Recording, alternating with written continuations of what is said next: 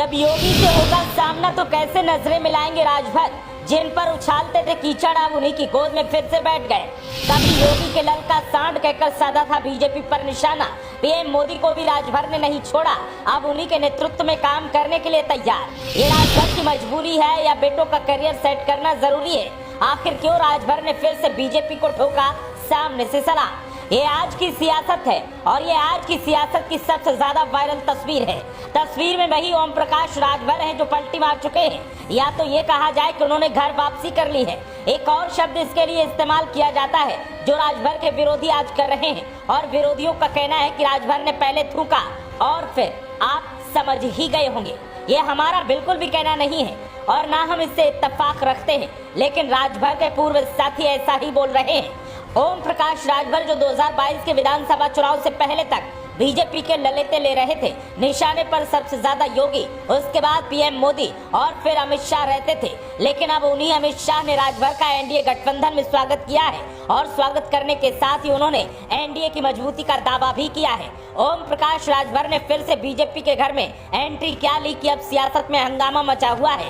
एक तरफ लोग पूछ रहे हैं कि राजभर का बीजेपी में जाना क्या जरूरी था या फिर मजबूरी थी कि उन्हें ना चाहते हुए भी बीजेपी में जाना पड़ा। दरअसल सियासी जानकारों की माने तो राजभर का बीजेपी के साथ जाना जरूरी भी था और मजबूरी भी थी। जरूरी इसलिए कि अकेले दम पर वो लोकसभा का चुनाव नहीं लड़ सकते और ना ही जीत सकते हैं, इसीलिए किसी न किसी पार्टी की बैसाखी तो उनको चाहिए ही। साथ ही मजबूरी इसलिए कि राजभर हर हाल में अपने दोनों बेटों अरुण राजभर और अरविंद राजभर का सियासी तौर पर सियासी करियर सेट करना चाहते हैं। उनकी कोशिश है कि चाहे जो हो जाए, लेकिन उनके दोनों बेटों का राजनीतिक करियर सेट हो जाए और राजनीति की दुकान चल निकले। इसीलिए जब सपा के साथ उनकी बात नहीं बन पाई तो फिर वो बागी हो गए और ऐसे बागी हुए कि जिनको गाली देकर घर से बाहर निकले थे, उन्हीं के घर के आगे फिर से माथा टेक दिया है।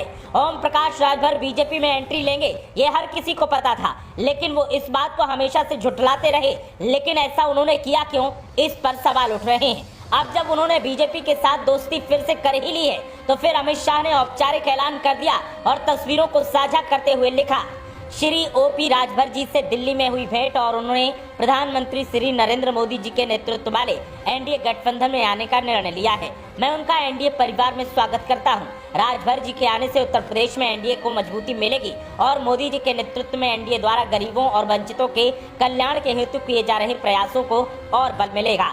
अमित शाह ने राजभर को तो श्री कह दिया है, लेकिन क्या राजभर इस श्री का सम्मान बरकरार रख पाएंगे?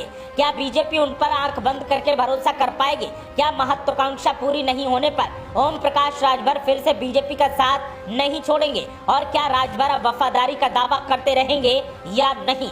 ये ऐसे तमाम सवाल हैं जो उनके विरोधी पूछ रहे हैं और खासकर सपा के नेता तो उनकी लंका लगाने का काम कर रहे हैं और बोल रहे हैं कि राजभर ने पहले थूका और फिर आप समझ गए होंगे। हम इस शब्द का इस्तेमाल नहीं कर सकते, लेकिन राजनीति में ओम प्रकाश के विरोधी इस शब्द का इस्तेमाल कर रहे हैं।